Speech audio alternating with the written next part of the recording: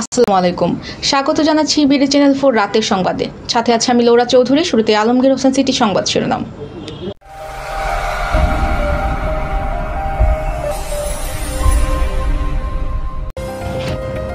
থানাখন্দে বেহাল ঈশ্বরগঞ্জ হাসপাতাল সড়ক, চরম দুর্ভোগ রোগী সহ পথচারীরা।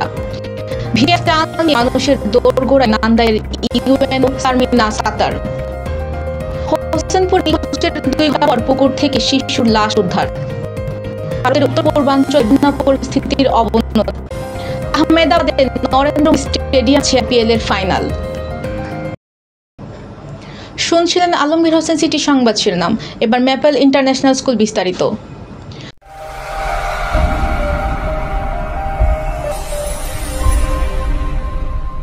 উপজেলার গুরুত্বপূর্ণ সড়ক হল ঈশ্বরগঞ্জ হাসপাতাল সড়ক।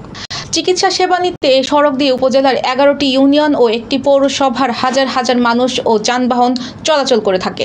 দীর্ঘদিন ধরে এই সড়কের সংস্কার কাজ না হওয়ায় বিটুমিনস ইট সুরকি উঠে গিয়ে পৌর সদর চৌরাস্তার মোড় থেকে হাসপাতাল ঘেঁষে ঈশ্বরগঞ্জ ইউনিয়নের 9 শিমুল পর্যন্ত 2 কিলোমিটার সড়কে ছোট বড় গর্তের সৃষ্টি হয়ে মিনি পুকুরে পরিণত হয়েছে। ধামদি এলাকায় সড়কের দক্ষিণ পাশে জলাবদ্ধতা সৃষ্টি হয়ে যানবাহন সহ পথচারীদের চলাচল বন্ধ রয়েছে। এই সড়ক পথে প্রতিদিন শত শত যানবাহন, অ্যাম্বুলেন্স খানাখন্দের কাদা জল মারিয়ে ঈশ্বরগঞ্জ হাসপাতালের রোগী নিয়ে আসা যাওয়া করে। রাস্তাটি গত সপ্তাহে টানা বর্ষণে এতই বেহাল হয়েছে যে পথচারী সহ যানবাহন চলাচল সম্পূর্ণ অনুপযোগী হয়ে পড়েছে। ঈশ্বরগঞ্জ হাসপাতালের পরিসংখ্যানবিদ রাজেশ চক্রবর্তী জানান, উপজেলাবাসীর চিকিৎসা সেবার একমাত্র ভরসাস্থল ঈশ্বরগঞ্জ হাসপাতাল।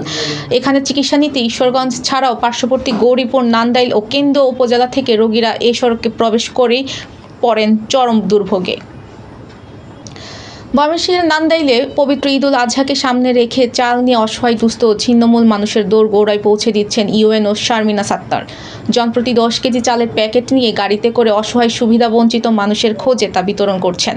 এই প্রথম নান্দাইলে একটি ব্যতিক্রম ধর্মীয় উদ্যোগ চালু করেছেন তিনি। ইউএনও শারমিনা সাত্তার নিজ গাড়ি দিয়ে রেলওয়ে স্টেশন সহ বিভিন্ন বাস স্ট্যান্ড, আশ্রয় কেন্দ্রে ও বিভিন্ন গ্রামে ঘুরে এলাকার ছিন্নমূল অসহায় দরিদ্র গোষ্ঠী ও মানুষের মাঝে ঈদ উপহার ভিজিএফ চাল বিতরণ করছেন। তবে ইউএনও এর মহতি উদ্যোগে সাধুবাদ জানায় সাধারণ মানুষ। বাড়িতে বসে সরাসরি ভিজিএফ চাল পেয়ে ঈদের খুশি ফুটে উঠেছে অসহায় দুস্থ মানুষের মুখে। এর পূর্বে কখনো এভাবে চাল পায়নি সাধারণ মানুষ। ফলে উপকারভোগী নারী পুরুষ ঈদের আগে খুব সহজেই পরিপূর্ণ 10 কেজি চাল পাওয়ায় ইউএনও শারমিনা সাত্তারের জন্য প্রাণ ভরে দোয়া করেন তারা। উপজেলার একটি পৌরসভা ও 13টি ইউনিয়নের সর্বমোট 34,921 জন অসহায় দুস্থ মানুষের খাদ্য সহায়তায় ভিজিএফ চাল বিতরণের কাজ চলছে। এ বিষয়ে নান্দাইল উপজেলার নির্বাহী অফিসার শারমিনা সাত্তার বলেন, গত ঈদে ভিজিএফ বিতরণে নানা গুঞ্জন থাকায় এই ঈদে সরকারি লোকজন দিয়ে তালিকা প্রণয়ন করে ভিজিএফ চাল বিতরণের পাশাপাশি সরাসরি মাঠ পর্যায়ে গিয়ে ছিন্নমূল ও সুবিধাবঞ্চিত মানুষের নিকট ভিজিএফ চাল পৌঁছে দিচ্ছে। আশা করছি ঈদের পূর্বেই সুষ্ঠুভাবে ভিজিএফ চাল বিতরণ কাজ সম্পন্ন হবে। কিশোরগঞ্জের হোসেনপুরে নিখোঁজের 2 ঘন্টা পর একটি পুকুর থেকে নুসরাত নামের এক শিশুর মৃতদেহ উদ্ধার করেছেন ফায়ার সার্ভিসের ডুবুরি দল। সে উপজেলার উত্তর কুড়িমারা গ্রামের সোহাগ মিয়ার মেয়ে ও স্থানীয় ব্র্যাক স্কুলের 4র্থ শ্রেণী শিক্ষার্থী।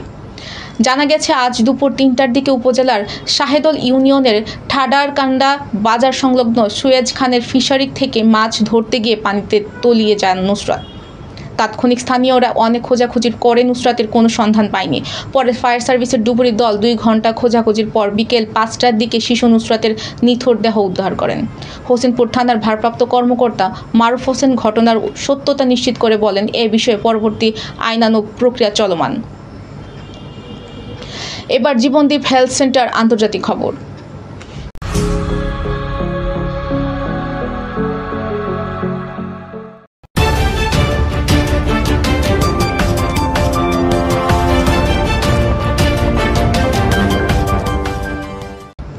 ভারতের উত্তর পূর্বাঞ্চলে বন্যা পরিস্থিতি ক্রমশ ভয়াবহ আকার ধারণ করছে।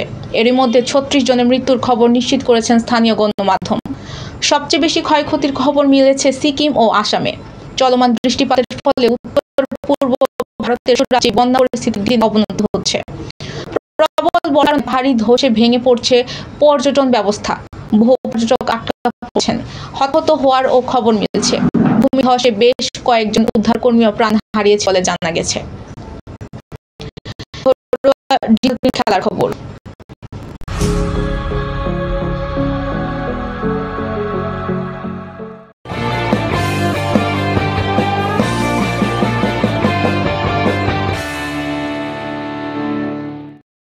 পর্দা নামছে আইপিএল এর।